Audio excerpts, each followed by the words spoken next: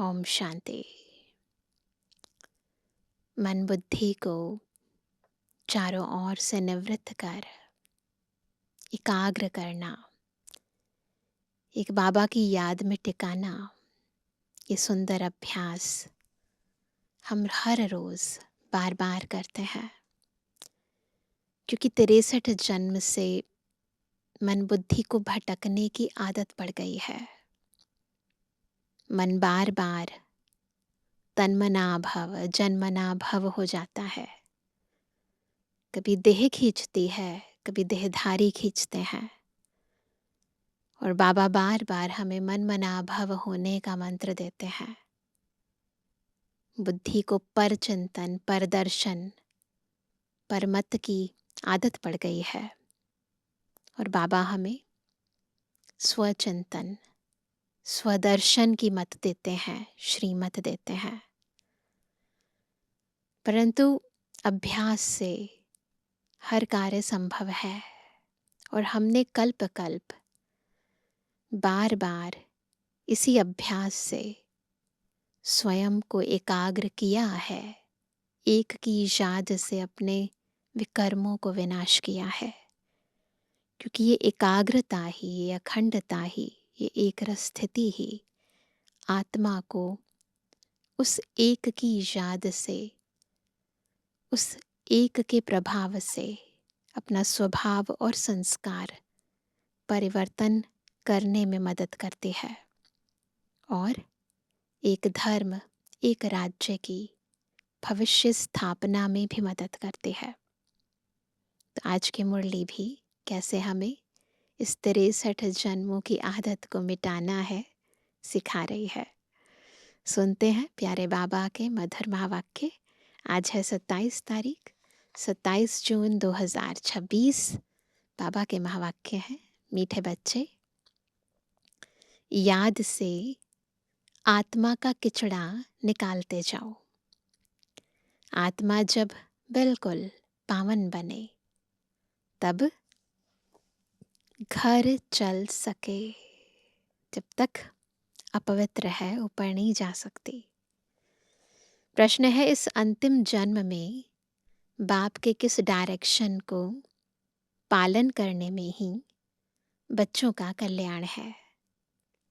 उत्तर है, बाबा कहते, मीठे बच्चे, इस अंतिम जन्म में बाप से पूरा वर्षा ले लो। बुद्धि को बाहर में भटकाओ मत। विष को छोड़ अमृत पियो। इस अंतिम जन्म में ही तुम्हें 63 जन्मों की आदत मिटानी है। इसलिए रात दिन मेहनत कर देही अभिमानी बनो। रात दिन मेहनत करनी है। ओम शांति। शांति धाम विश्रामपुरी है। इस दुनिया से सब थके हुए हैं, चाहते हैं कि हम अपने सुखधाम में जाएं। यह दुनिया अच्छी नहीं लगती। स्वर्ग को देखते हैं तो नर्क से दिल कैसे लगे। कहते हैं, बाबा जल्दी करो, इस दुख धाम से ले चलो। बाप भी समझाते हैं, यह तो छीछी दुनिया है। हम भी कह रहे हैं और बाबा भी यही समझा रहे हैं। इनका नाम ही है डेविल वर्ल्ड, नर्क। यह कोई अच्छा अक्षर है क्या? डेविल वर्ल्ड, नर्क अच्छा अक्षर नहीं है ना। कहाँ डेटी वर्ल्ड, कहाँ डेविल वर्ल्ड। इस डेविल वर्ल्ड में सब तंग हो गए हैं, परंतु वापस कोई जा नहीं सकते। तंग तो सब हैं, परंतु वापस भी जा नहीं सकते। क्यों? क्योंकि पतित है। तमो प्रधानता की खाद पड़ी हुई है। वह खाद आत्मा से निकले, उसके लिए पुरुषार्थ कर रहे हैं। जो अच्छे पुरुषार्थी हैं, उनकी अवस्था पिछाड़ी में अच्छी हो जाएगी। यह पुरानी दुनिया खल्लास हो जाएगी। अब तो बाकी थोड़े रोज हैं। जब तक बाप आकर वापस ना ले जाए तब तक कोई वापस जा नहीं सकते। दुनिया में दुख है ना, घर में भी कोई ना कोई दुख रहता है। तुम बच्चों की दिल में है। बाबा अब हमें दुखों से छुड़ाने आए हैं। जो अच्छे निश्चय बुद्धि हैं वह बाप की याद को कभी भूलते नहीं। उनको कहा ही जाता है सर्व का दुख हरता। बच्चे ही पहचानते हैं। अगर सब पहचान लें तो फिर इतने सब मनुष्य कहाँ आकर बैठे। यह हो न सके। इसलिए ड्रामा में युक्ति भी ऐसी रची हुई है। जो श्रीमत पर चलते हैं वही ऊंच पद पा सकते हैं। वह तो ठीक है, सजाएं खाकर भी शांति धाम अथवा पावन दुनिया में जाएंगे, परंतु ऊंच पद पाने के लिए तो पुरुषार्थ करना पड़े। जाएंगे तो सब, परंतु यदि ऊंच पद पाना है तो उसके लिए पुरुषार्थ करना पड़े। दूसरा, पावन बनने बगैर पावन दुनिया में कोई जा ना सके, ये कंडीशन है। यह जो कहते हैं कि फलाना ज्योति ज्योत समाया वापस गया, यह हो नहीं सकता। ये तो इम्पॉसिबल है ना। आत्मा का अस्तित्व कभी भी समाप्त होता नहीं है। जो पहले पहले सृष्टि पर आए हैं लक्ष्मी नारायण, वह भी वापस जा नहीं सकते तो और कोई कैसे जा सकते हैं। इनके भी अब 84 जन्म पूरे हुए, लक्ष्मी नारायण के भी। अब जाने के लिए तपस्या कर रहे हैं। सब पुकारते ही हैं एक बाप को, ओ गॉड फादर, ओ लिबरेटर। वह गॉड फादर है दुख हरता सुख करता। कृष्ण आदि और किसको थोड़ी पुकारते हैं। क्रिश्चियन हो मुसलमान हो, सब ओ गॉड फादर कह बुलाते हैं। आत्मा बुलाती है। कौन बुलाता है? आत्मा। देहिक रूप से किसी भी धर्म के हैं, परंतु बुलाने वाली, चाहे वो ओ परमपिता परमात्मा कहे या वो गॉड फादर कहे, वो आत्मा है। तो आत्मा बुलाती है अपने फादर को। फादर कहते तब हैं जब समझते हैं हम आत्मा है। आत्मा भी कोई चीज है ना। आत्मा कोई बड़ी चीज नहीं है। वह तो एक स्टार है और अति सूक्ष्म है।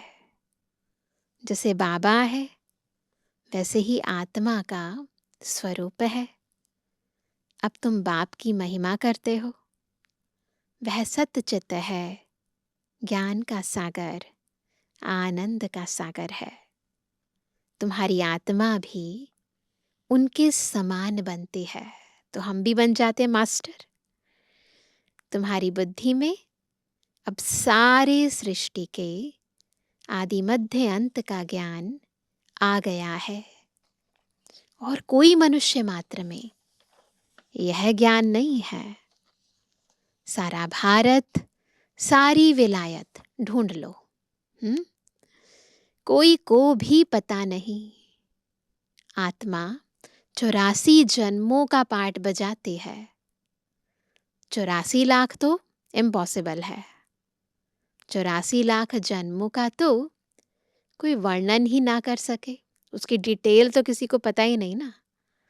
बाप कहते हैं तुम अपने जन्मों को नहीं जानते हो, हम सुनाते हैं।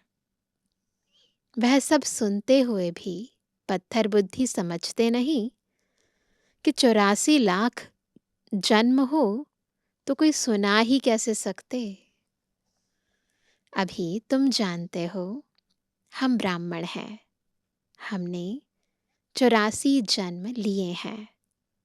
ब्रह्मा ने भी 84 जन्म लिए हैं, विष्णु ने भी 84 जन्म लिए हैं। ब्रह्मा सो विष्णु, विष्णु सो ब्रह्मा, वही आत्मा है। 84 जन्म पूरे करके ब्रह्मा बनती है, फिर विष्णु बनती है। लक्ष्मी नारायण ही 84 जन्म ले फिर ब्रह्मा सरस्वती बनते हैं। यह भी समझने की बात है ना। बाप कहते हैं हर 5000 वर्ष बाद आकर समझाता हूं। 5000 वर्ष का चक्र है। अभी तुमने वर्णों का राज भी समझा है, हमसों का अर्थ भी समझा है। हम आत्मा सो देवता बनते हैं, फिर हम सो क्षत्रिय, हम सो वैश्य शूद्र बनते हैं। इतने इतने जन्म लेते हैं, फिर हम सो ब्राह्मण बनते हैं। सबकी बुद्धि में चक्र घूम रहा है ना। ब्राह्मणों का यह एक जन्म है। यह है ही तुम्हारा हीरे जैसा जन्म। कैसा जन्म है? हीरे तुल्य जन्म है, बहुत अमूल्य है। बाप कहते हैं यह तुम्हारा उत्तम शरीर है। इससे क्यों उत्तम है ये शरीर? इससे तुम स्वर्ग का वर्षा पा सकते हो। इसलिए अब और कोई तरफ भटको मत, है ना। बस अभी इसी पुरुषार्थ में लग जाओ। ज्ञान अमृत पियो। समझ में भी आता है, बरोबर 84 जन्म लेते हैं। तुम पहले सतयुग में सतो प्रधान थे। बुद्धि फिर घुमाओ। सतयुग में हम आत्मा सतो प्रधान थे, फिर सतो बने, फिर चांदी की खाद पड़ी। एकदम पूरा हिसाब बताते हैं। अब गवर्नमेंट भी कहती है सोने में खाद यानी एलॉय मिलाओ। 14 कैरेट सोना पहनो, सोने में खाद डालना, यह भारतवासी अपशगुन समझते हैं। शादी कराते हैं तो एकदम सच्चा सोना पहनते हैं। सोने पर भी भारतवासियों का बहुत प्यार है। क्यों?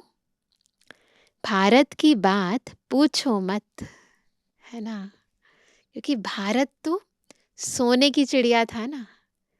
इतना धन था, इतना सब कुछ संपन्नता थी, इतनी प्राप्तियां थी ना। तो ऐसा संपन्न भारत था जिसे गोल्डन स्पैरो कहते थे। तो इसलिए बाबा ने कहा भारत की बात मत पूछो।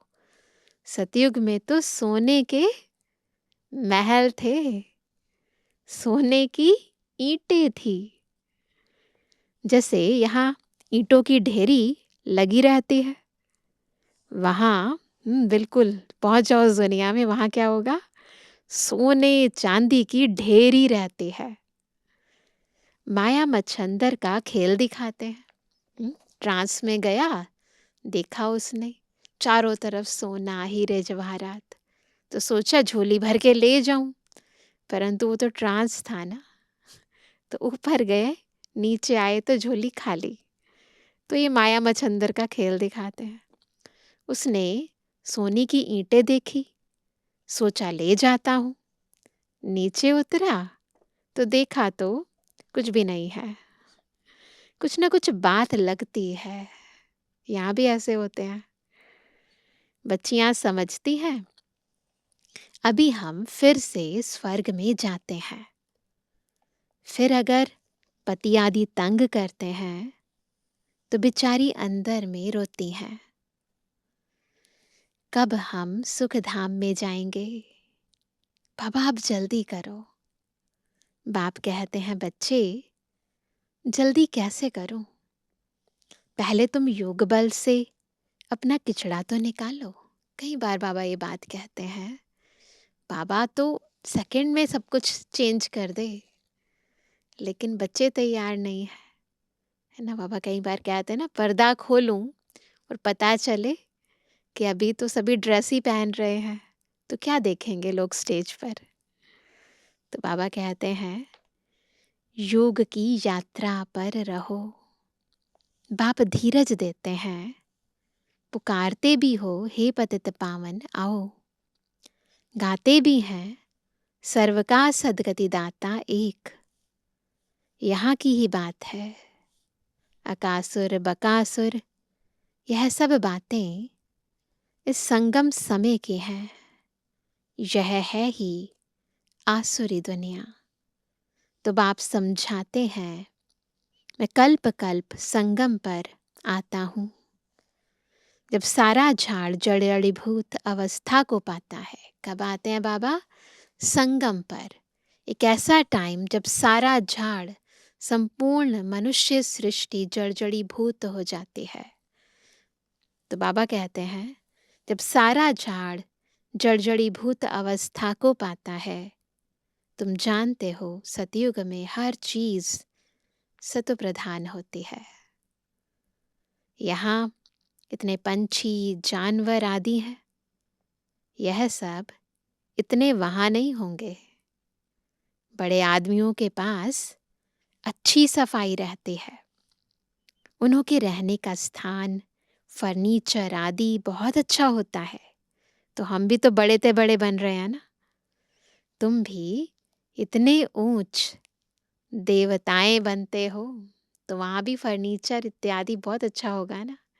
पशु पक्षी आदि भी बहुत अच्छे अच्छे होंगे। वहां ऐसी कोई छीछी चीज रह ना सके।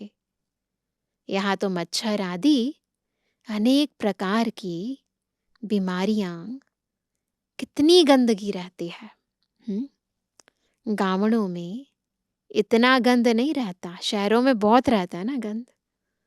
बड़े बड़े शहरों में बहुत गंदगी रहती है, क्योंकि मनुष्य बहुत हो गए हैं। क्यों गंदगी रहती है? पॉपुलेशन ज़्यादा है ना। क्योंकि बहुत मनुष्य हो गए हैं, रहने की जगह नहीं है। तुम सारे विश्व के मालिक बनते हो। मनुष्य गाते हैं, घट ही में ब्रह्मा, घट ही में विष्णु, घट ही में 9 लाख तारे। ब्रह्मा सो विष्णु बन जाते हैं। विष्णु के साथ सितारे भी हैं। सतयुग में यह देवता बनते हैं तो इतने थोड़े ही होते हैं। झाड़ पहले छोटा होता है, फिर वृद्धि को पाता है। सतयुग में तो बहुत थोड़े होंगे। मीठी नदियों के ऊपर रहते होंगे। यहाँ नदियों से बहुत कैनाल्स निकालते हैं। वहाँ कैनाल्स आदि थोड़े ही होते हैं। मुट्ठी जितने तो मनुष्य होते हैं, बहुत थोड़े से। इतने के लिए गंगा जमुना तो है ही, उन नदियों के ही आसपास रहते हैं। 5 तत्व भी देवताओं के गुलाम बन जाते हैं। कभी भी बेकायदे बरसात नहीं पड़ती, कभी नदी उछल नहीं खाती। नाम ही है स्वर्ग। तो फिर क्या? अब कहते हैं स्वर्ग की आयु इतने लाख वर्ष है। अच्छा भला वहां कौन राज्य करते थे, यह तो बताओ। कितने गपोड़े लगाते रहते हैं। तुम जानते हो, हम कल्प पहले मुआफिक ये पाठ बजा रहे हैं। रुद्र ज्ञान यज्ञ में अनेक प्रकारों के असुरों के विघ्न पड़ेंगे। फिर मनुष्य समझते हैं असुर लोग ऊपर से गंध गोबर आदि डालते थे। जैसे दिखाते हैं ना, है ना, माइथोलॉजी में दिखाते हैं चित्रों के द्वारा या वीडियोस के द्वारा कि ऊपर से कुछ ना कुछ डाल रहे हैं और यज्ञ सारा तहस नहस हो गया। तो सोचते ऐसे कोई विघ्न डाले होंगे। परंतु नहीं, तुम देखते हो कितने विघ्न पड़ते हैं, विकारों के लिए विघ्न पड़ते हैं, है ना। अबलाओं पर अत्याचार होते हैं पवित्रता के लिए, तब तो पाप का घड़ा भरेगा। बाप कहते हैं थोड़ा सहन करना पड़ेगा। हम्म, तुम अपने बाप और वर्षे को याद करते रहो। मार खाने समय भी बुद्धि में याद करो। पापा कहते मार खाने समय भी बुद्धि में याद करो, शिव बाबा तुमको तो बुद्धि में ज्ञान है। किसको फांसी पर चढ़ाते हैं तो पादरी लोग कहते हैं गॉड फादर को याद करो, ऐसे नहीं कहेंगे क्राइस्ट को याद करो। इशारा गॉड के लिए करते हैं, वह इतना लवली है, सब उनको पुकारते हैं, आत्मा ही पुकारती है। अब देही अभिमानी बनने में ही मेहनत है। 63 जन्म तुम देह अभिमान में रहे हो। अभी इस एक जन्म में वह आधा कल्प की आदत मिटानी है। आधा कल्प से बॉडी कॉन्शियसनेस की आदत हो गई है, बस एक जन्म में वो आदत मिटानी है। तुम जानते हो देही अभिमानी बनने से हम स्वर्ग के मालिक बन जाएंगे। कितनी ऊंच प्राप्ति है। तो रात दिन इसी कोशिश में रहना पड़े। मनुष्य धंधे आदि के लिए भी मेहनत करते हैं। आमदनी में मनुष्य को कभी झटका या उबासी नहीं आएगी। जब कमाई होती है ना तो उस समय नींद नहीं आती है, उड़ जाती है नींद, क्योंकि आमदनी है, पैसे की खुशी रहती है, थकने की बात ही नहीं रहती। हाथ में पैसा आ रहा हो तो नींद आएगी नहीं। बाबा भी अनुभवी है ना, ब्रह्मा बाबा भी अनुभवी थे। रात को स्टीमर्स आते थे तो आकर माल खरीद करते थे।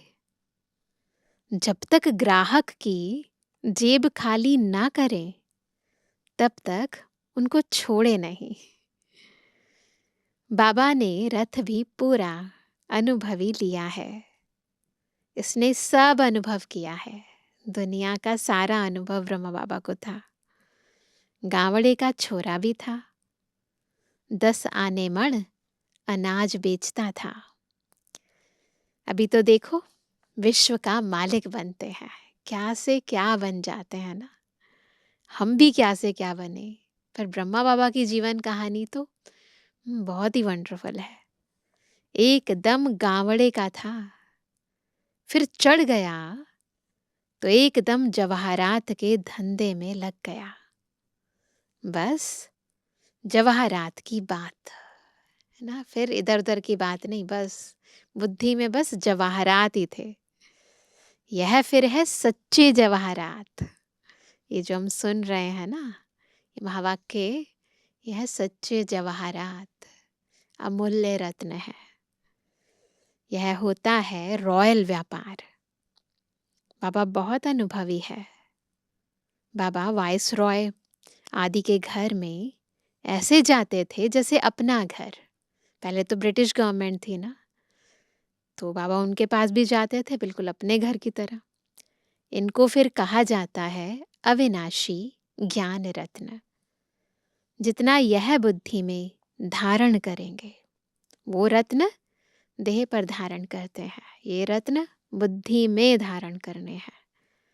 तो बाबा कहते जितना यह बुद्धि में धारण करेंगे, इससे तुम पदमपति बनेंगे। शिव बाबा को कहा जाता है सौदागर रत्नागर। उनकी महिमा भी गाते हैं, फिर कह देते सर्वव्यापी। एक तरफ इतनी महिमा, फिर कहते सब जगह है। महिमा के साथ फिर इतनी ग्लानि, कैसी हालत हो गई है भक्ति मार्ग की। बाप कहते हैं, जब भक्ति पूरी होती है तब भक्तों का रक्षक बाप आते हैं। बहुत भक्ति कौन करते हैं, यह भी सिद्ध हो जाता है। सबसे जास्ती भक्ति तुम करते हो। वही यहां आकर पहले पहले ब्राह्मण बनते हैं और बाप से वर्षा लेते हैं। फिर से पूज्य बनने का रावण ने पुजारी बनाया है, बाप पूज्य बनाते हैं। यह है भगवानुवाच। भगवान एक है, दो तीन भगवान होते नहीं। गीता भगवान की गाई हुई है। शिव भगवानुवाच के बदले श्री कृष्ण का नाम डाल दिया है, तो कितना फर्क हो गया है। ड्रामानुसार फिर भी गीता का नाम ऐसे बदलना ही है। फिर बुलाते हैं, हे पतित पावन आओ। बाप पावन बनाते हैं, रावण पतित बनाते हैं। तो समझने की कितनी बुद्धि चाहिए। श्रीमत श्रेष्ठ ते श्रेष्ठ मत है ही एक बाप की। यह लक्ष्मी नारायण स्वर्ग के मालिक बाप की मत से ही बने हैं। अच्छा मीठे मीठे सिकंदर जवानी बच्चों पे जुबानी बाप दादा का दिल जान सको प्रेम से नंबरवार प्रसाद अनुसार यादगार और गुणवानी। रूहानी बच्चों की रूहानी बाप दादा को गुड मॉर्निंग, नमस्ते नमस्ते नमस्ते। धारणा के लिए मुख्य सार। पहला, इस एक जन्म में 63 जन्मों के पुराने देह अभिमान की आदत मिटाने की मेहनत करनी है। देही अभिमानी बन स्वर्ग का मालिक बनना है। दूसरा, इस हीरे तुल्य उत्तम जन्म में इस बुद्धि को भटकाना नहीं है, सतु प्रधान बनना है। अत्याचारों को सहन कर बाप से पूरा वर्षा लेना है। वरदान है साकार बाप समान अपने हर कर्म को यादगार बनाने वाले आधार मूर्त और उद्धार मूर्त भवा। कैसे बनेंगे आधार मूर्त उद्धार मूर्त? जब हर कर्म को ब्रह्मा बाबा के समान यादगार बनाएंगे। जैसे साकार बाप ने अपना हर कर्म यादगार बनाया, ऐसे आप सभी का हर कर्म यादगार तब बनेगा जब स्वयं को आधार मूर्त और उद्धार मूर्त समझकर चलेंगे। जो अपने को विश्व परिवर्तन के आधार मूर्त समझते हैं, उनका हर कर्म ऊंचा होता है और वृत्ति दृष्टि में जब सर्व के कल्याण की भावना रहती है तो हर कर्म श्रेष्ठ हो जाता है। ऐसे श्रेष्ठ कर्म ही यादगार बनते हैं। स्लोगन है, सत्यता की शक्ति को धारण करने के लिए सहनशील बनो। आज का अव्यक्त इशारा, सदा हर्षित रहने के लिए अपनी नेचर को सरल बनाओ, सहनशील बनो। इस सहज योगी जीवन में अगर मुश्किलातों का अनुभव होता है तो सहज राज्य कैसे करेंगे? यहाँ के संस्कार ही वहाँ ले जाएंगे। देखो, आपके यादगार जो देवताओं के चित्र बनाते हैं, उनकी सूरत में सरलता जरूर दिखाते हैं। तो जो जितना सहज पुरुषार्थी होगा, वह मनसा में भी सरल, वाचा में भी सरल, कर्म में भी सरल होगा। उसको ही फरिश्ता कहते हैं। तो क्या बनना है? फरिश्ता, और उसके लिए सरलता का गुण धारण करना है। मनसा वाचा कर्मणा, संबंध, संपर्क, व्यवहार सब में सरल। अच्छा, ओम शांति।